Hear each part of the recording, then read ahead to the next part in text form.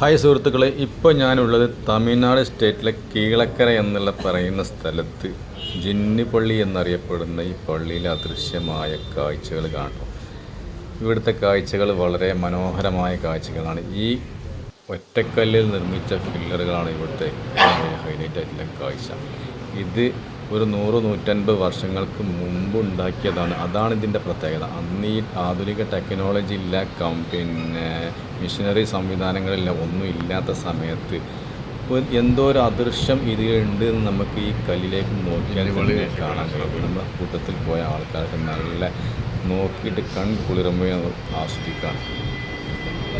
ഒറ്റക്കല്ലിൽ തീർത്ത ഓരോ തൂണുകളും പില്ലറുകളും ബീം വരെ ഓരോ പാറൻ്റെ കല്ല് കൊണ്ടുവച്ച് കാണുന്നത്. ഒരു സ്ലാബ് പാറയാണ്.